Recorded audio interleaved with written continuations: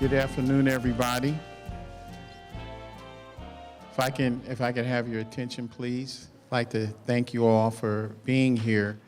We're going to give a series of presentations related to aging in place. The state of California has recognized that as a state, we are aging and most citizens want to stay in their house. So there's a big move to try to make your homes safe to stay in as you age. So we're going to have a series of speakers that will be coming in. Today's speaker is going to be Fritzi Grodeon, and she is the founder of Household Guardians. So she'll explain a little bit more about what she does and how they'll be able to help. We do have some flyers on the table if you haven't picked any up, but I'll turn it over to Fitz. Thank you very much. Okay, great applause from the audience here. Thank you all. Thank you all. I know you've been waiting quite a long time for me to get here this morning. So my name is Fritzi Grodeon. I am the founder of Household Guardians. That is a company that focuses on evaluation of homes for safety, and I am a national instructor on certified aging in place for the National Association of Home Builders. In addition to that, I do some curriculum development for Age Safe America. So that's a little bit about me. If I get to talking too quickly, please let me know. That's still the New York that isn't out of me after my 12 years here in California. So welcome today to the Home Fit, making our homes safe and livable. And you should have, either on your table or have picked up at the front, this is AARP's Home Fit Guide. And the conversation that we will have today together is really related to that document, and it will step us through the parts of the house. So we'll get started. Oops, there's the whole slide about me. I'm also the author of Grace and Grit, and have had an opportunity to contribute chapters to the National Aging in Place Council books already. All right, so welcome to the Home Fit presentation. We're going to look at all of the different parts of the house, but also why it is so important for us to do an evaluation of our own home and to take a look at some of these options that we have to make things safer for ourselves. We have actual learning objectives today, so how we can modify our home to make things more usable, why it is important, and a look at some of the modifications we can do for ourselves, what are the DIYs, and where else we should look for professional support as well. So when we say the word home, what's the first thing that comes to our mind? Y'all don't have the microphone, so you're going to have to yell. When I say home, what comes to mind? The place you live, right? Anything else? Sometimes security, safety, right? What are those other components that really make our home such an important part of our day-to-day life? The majority of us, over 75% of us, really want to stay home. And we want to be able to age in the homes of our choice, the homes we are in now, or other choices that we may make in the future. But the costs of not staying home can be very high. So as we know, if we move to community, the cost in assisted living communities, for example, can be very high. If we're injured and have to go as part of our rehabilitation to skilled nursing, also very expensive. And so those are parts of the thinking about why it is so important to be in our own homes, but to be in our homes as safely as possible. So the first of this is our discussion about universal design. And the definition of universal design is that the environment, the products and the environment are to be usable by the most people to the greatest extent possible without the need for further modification. It's kind of a big title, and designers came up with this well over 30 years ago, right? But the idea is that a universal feature will work for everyone. So let's think of a universal feature. How about the door at the supermarket, right? The automated door at the supermarket. You can be young, old, tall, short, walking, wheeling. You can get in that door because the door will open. So that's a universal feature. And the universal features of, for example, the lever handles, right? You can push it down, lift it up, and you can open the door. The new ones even push to unlatch, right? There's no instructions. You go to the door, you see the handle, you know what to do, and you don't have to have particular strength in your hand, you don't have to have good strength in your wrist, and you can open that door. So universal design means that all of these features can work well for everyone with a minimum of adaptation in the future. All right, what does this look like?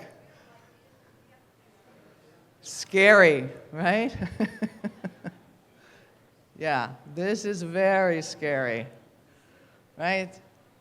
Too steep, too long, right? No railing, no lighting, and we're going to be lucky if we don't get some rain and those bushes grow over the edges anyway, right?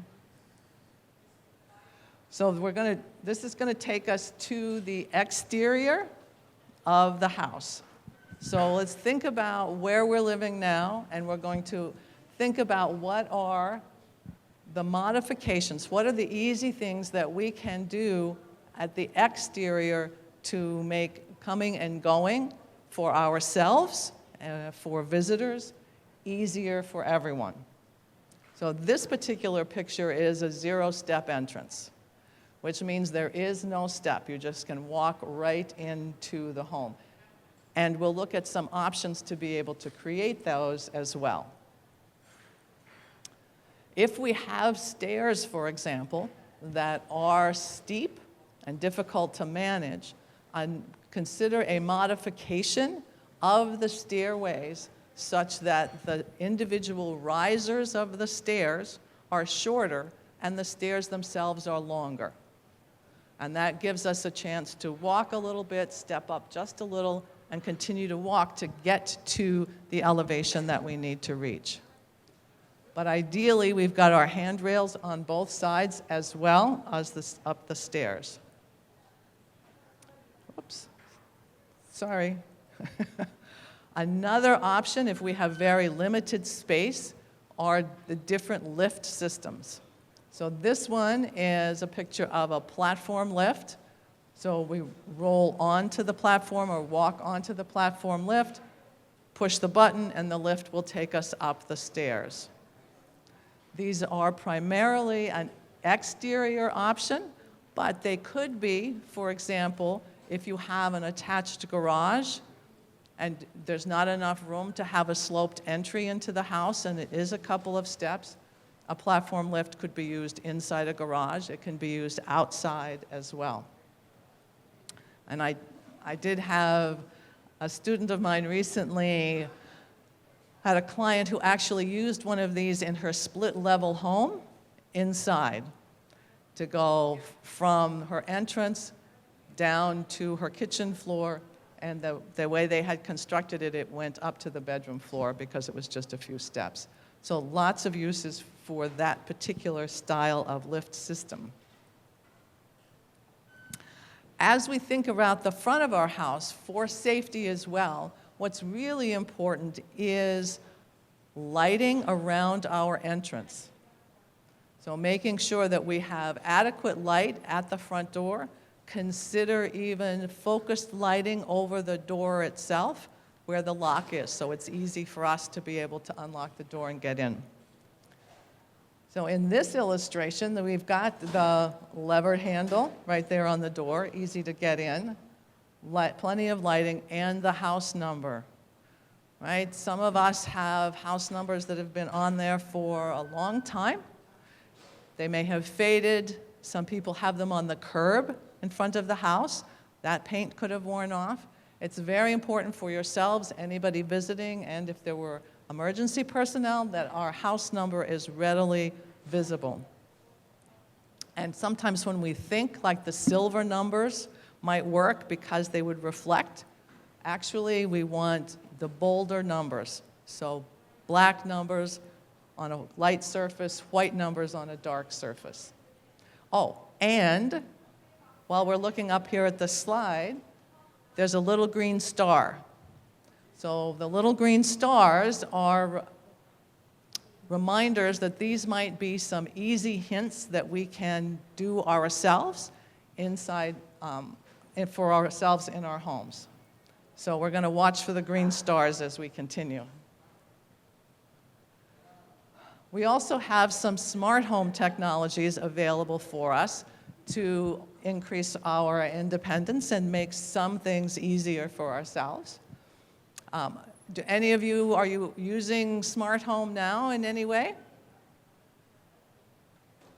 Anybody have a Ring doorbell or an Amazon Alexa?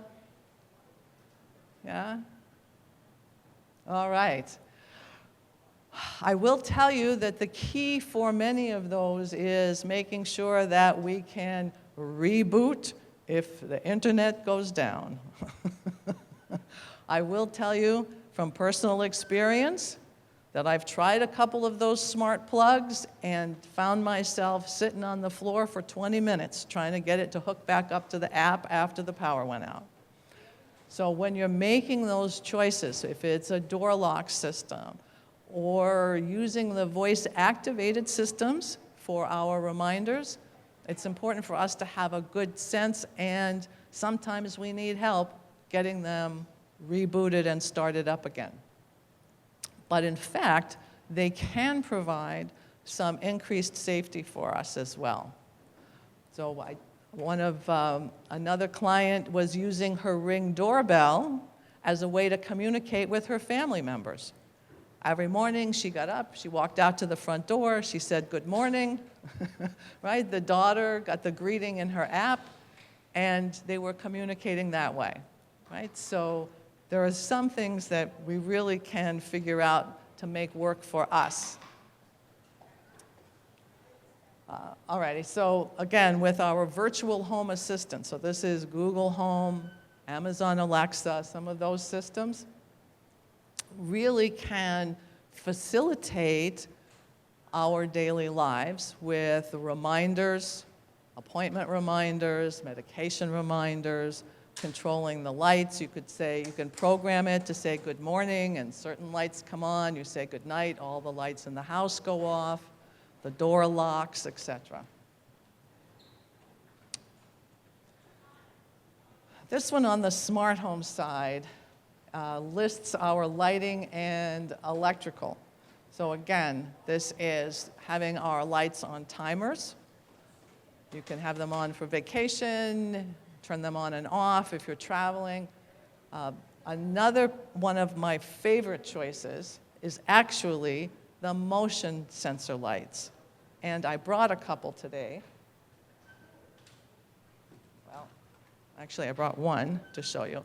So this is a small motion sensor light. This is made by Mr. Beams, and it takes batteries.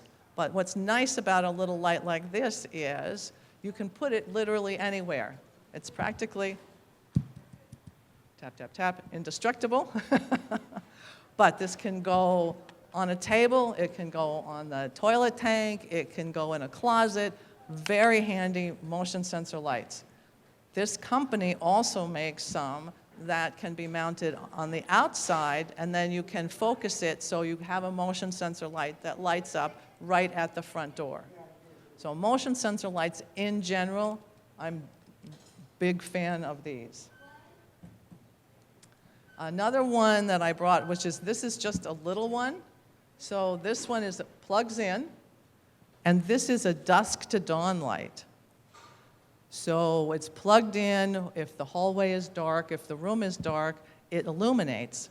But during the day when it's bright, it doesn't light up at all. So it saves energy, but it lights up when we need the light, which is dusk to dawn. Or in the winter, dawn to dawn. Right? Okay. And I brought one more. This is actually this is called Motion Light, and this is an outlet cover that also has a motion sensor on it. So it's another way when you walk into a room, that little outlet will just light up and you'll see where it is. And sometimes that can help also with what they refer to as wayfinding, like how do we find our way in the house.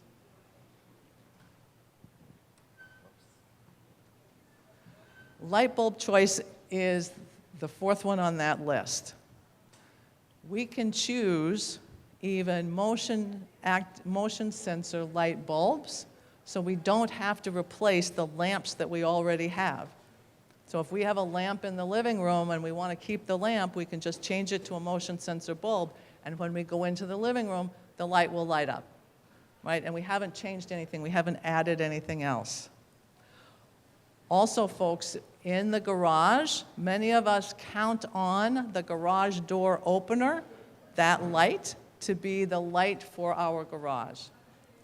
Many garages have a single socket that you can get a tri-light of LED lights. It screws into that same single socket, very energy efficient, and you will maximize the light in the garage with a tri-light.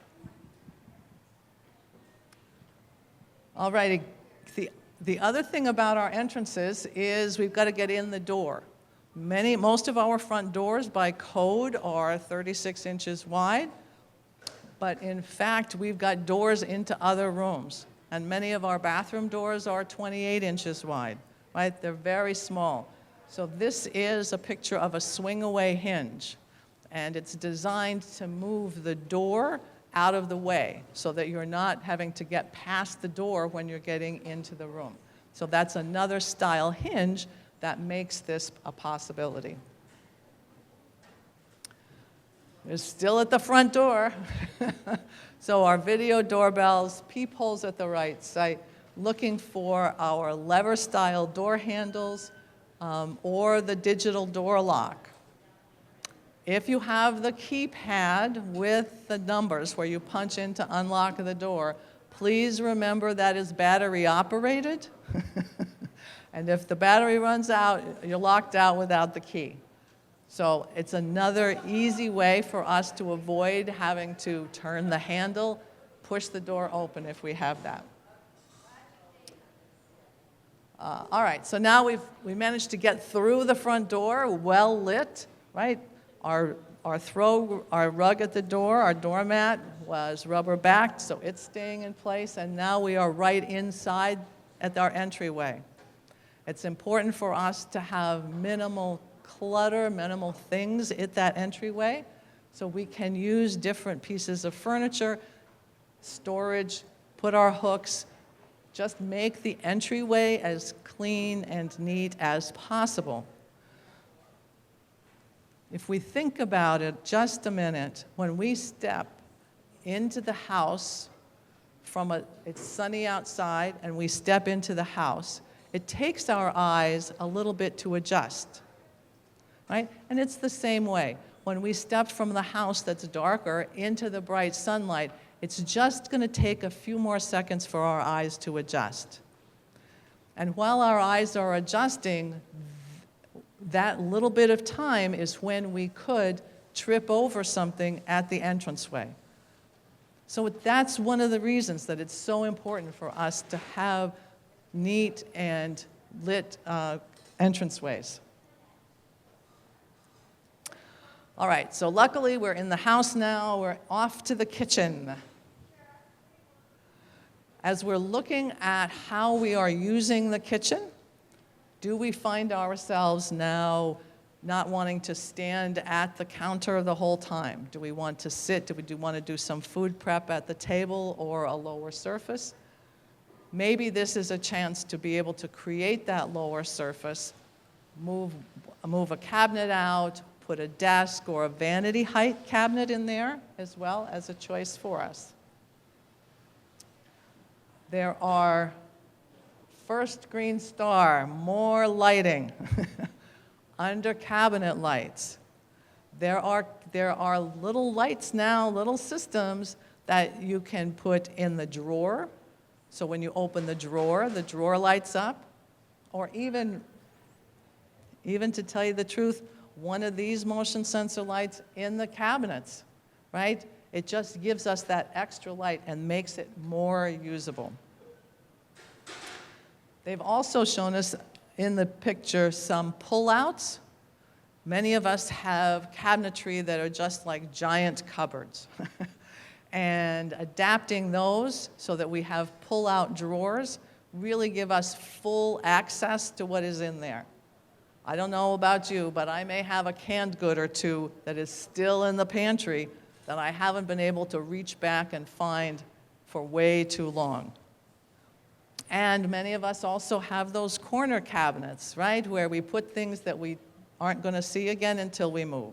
So there are lots of new systems, companies like Shelf Genie or Revishelf or even the Container Store. Many of them are available online, different kinds of storage systems that give us that pull-out and full accessibility of that space. Leading right to my question about the cabinetry here.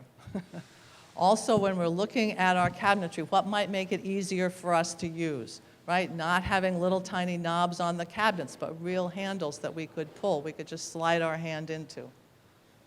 In our home, we very carefully replaced all of the annoying starfish ones from the previous owner that did nothing but make black and blue marks when you walked by with some easier to grip handles.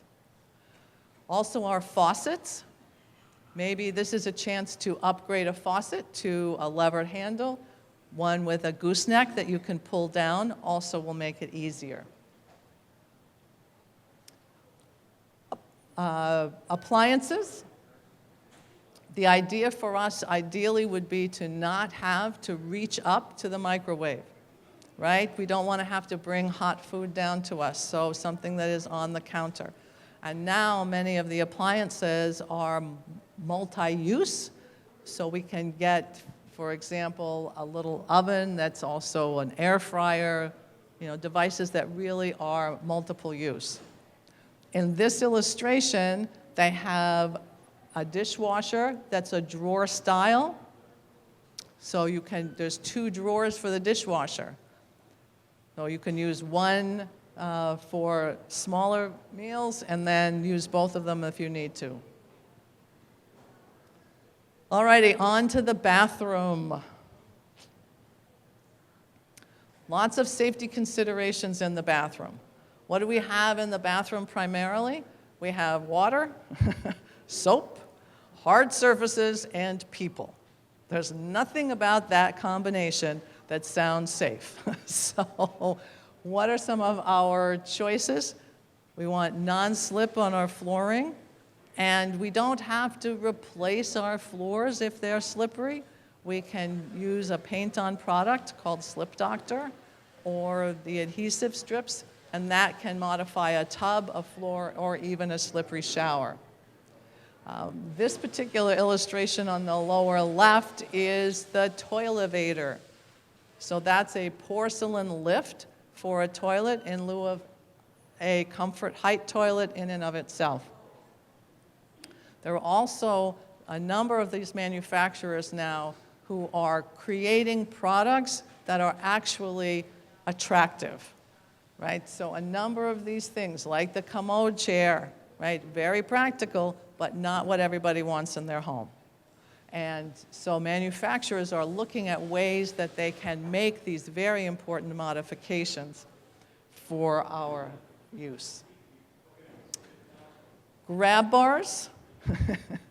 I'm already up on the stage. right? So I don't need to tell you I am standing on a soapbox, right? Grab bars are the new seat belts. We all need to have them. Again, manufacturers are making them beautiful, but frankly, we need to have them installed professionally in our homes for ourselves, for our visitors, if anyone is helping us in the home, to also have them there for them. And they're not just plain grab bars anymore. Your soap dish in your shower can be converted to a grab bar, right? A grab bar around the shower control. The toilet paper holder. If you don't want an extra grab bar next to the toilet, consider changing the toilet paper holder to a toilet paper holder that's also a grab bar. It's mounted such that it will support the appropriate weight. Alrighty, now we're going to move around the house a little bit. We've got some more green stars. We're in the living room. In the living room, what we're really looking for is adequate space for being able to move around. Putting those rug corners down, Gorilla Grips. There's a number of good products now available online and in all of our big box stores, right, that will hold those corners down.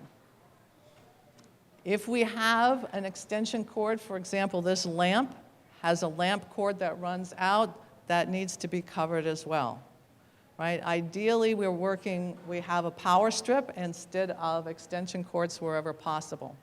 But we want to have enough space around the furniture to be able to move around.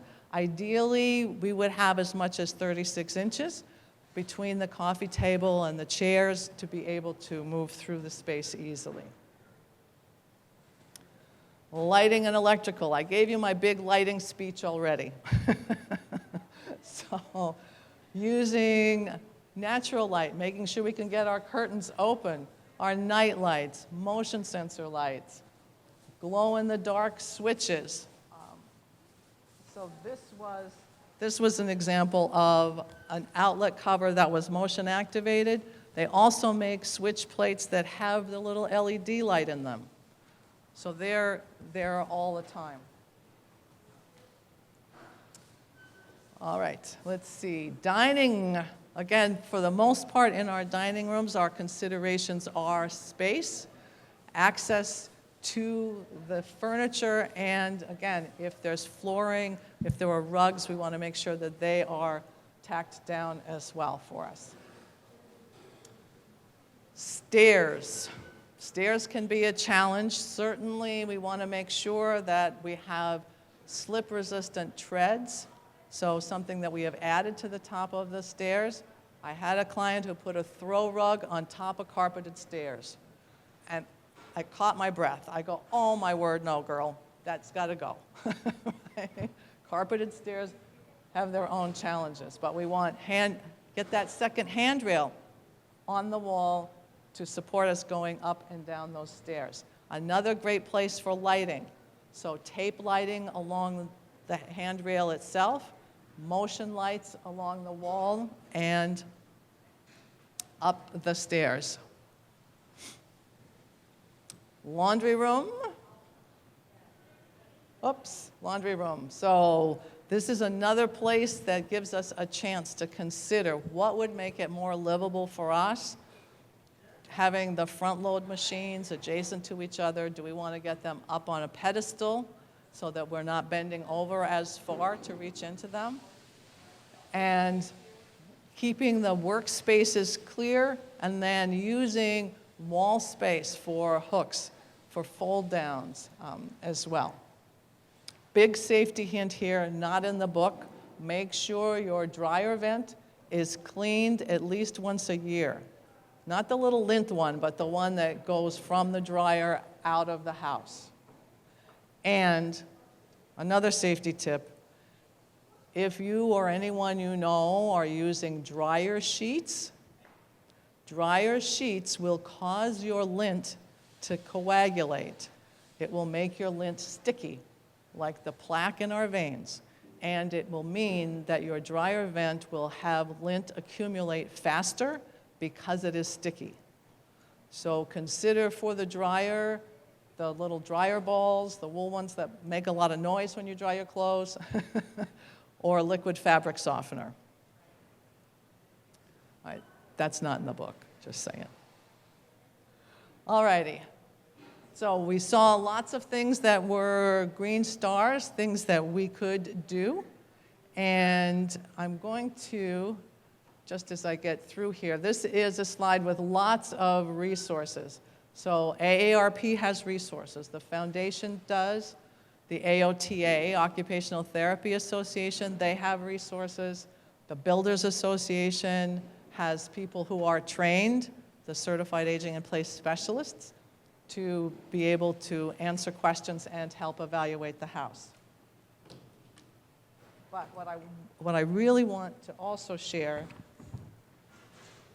all right, so in addition, you picked up your guide, and this one has the checklist in the back. It has a lot of the same slides we've looked at today. But on the AARP website, where you go to the Home Fit Guide, there are also worksheets. And these worksheets can be very valuable. So it's a summary of the checklist, room by room, and then there are other worksheets in here that are do-it-yourself. So what are the things that you think you can do for yourself? Is it getting the motion lights, etc.? There's another worksheet on what I don't want to do. Who do I need to call? They also have a worksheet on how to interview a contractor. What are the questions to ask? And when you've asked the contractor those questions, a place to keep track of those references. And they've also given us an emergency contact form if we don't already have one in our homes. So these worksheets are wonderful supplements to this particular guide for you. All right. All righty. Anybody else have questions? If not, I'll be here for a few minutes if you want to not have to ask it in front of the camera. All right. Thank you very much. I'd like to thank everyone for your attention. The guide that Frissy was talking about is located on the desk there. So if you didn't get a chance to get it, it's right there. And there's also a sign-up sheet. So if you have not had a chance to use the sign-up or to sign up on the sign-up sheet, please do that as we can keep track of this, what's going on. Again, thank you. And if there's any questions, we're available.